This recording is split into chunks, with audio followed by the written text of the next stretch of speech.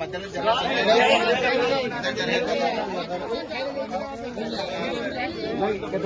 చెప్తాను అంటే ఏం కాదు.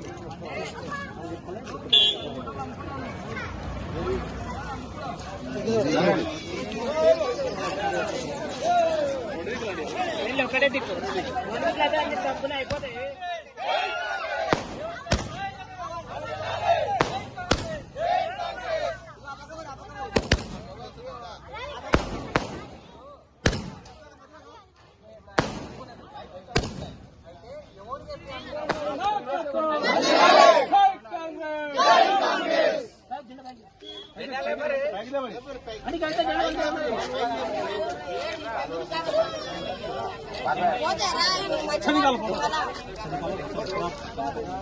పోక దగ్గరికి వెళ్ళి వస్తుంది వస్తుంది.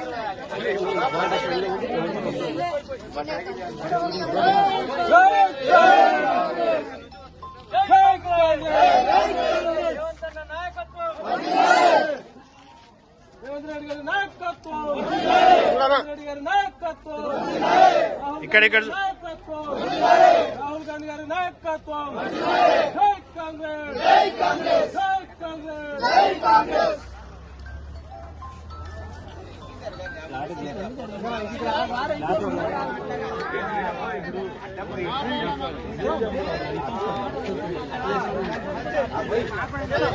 జెండా జెండా పైకి. జై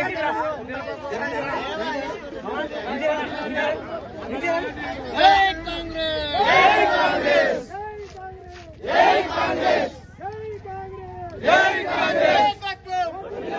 రేవంత్ రెడ్డి గారి నాయకత్వం, రామోద్ రెడ్డి గారి నాయకత్వం, రామోద్ రెడ్డి గారి నాయకత్వం, రాజేష్ రెడ్డి గారి నాయకత్వం, రాజేష్ రెడ్డి గారి నాయకత్వం, అట్టి విక్రమార్ గారి నాయకత్వం, అట్టి విక్రమార్ గారి నాయకత్వం, అల్లురాయి గారి నాయకత్వం, అల్లురాయి గారి నాయకత్వం. జై కాంగ్రెస్, జై కాంగ్రెస్,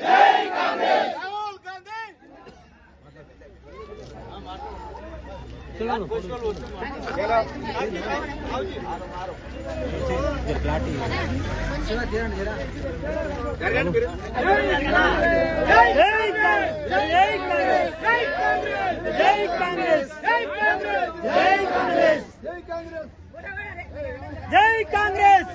రాహుల్ గాంధీ జై కాంగ్రెస్.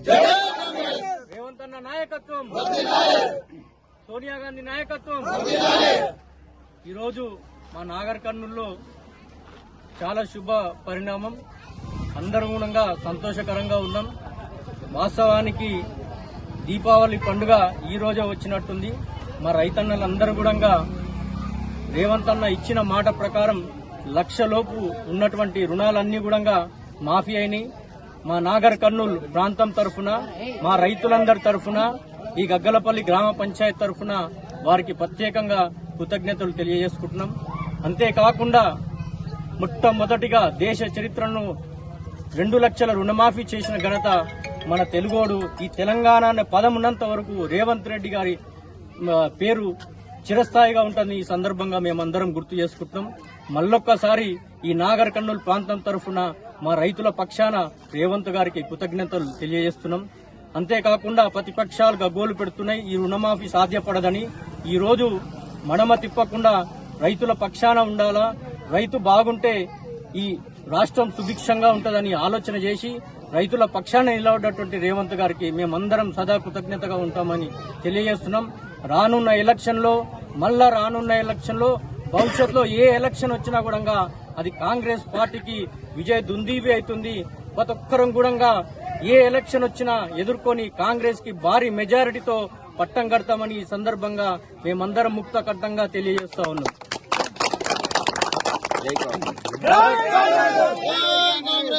కాబట్టి ఈ పరోక్షంగా గాని ఈ ప్రతిపక్షంలో ఉన్నటువంటి లీడర్లు ఒక్కసారి ఆలోచన చేసుకుని మాట్లాడవలసిందిగా కోరుతున్నాం.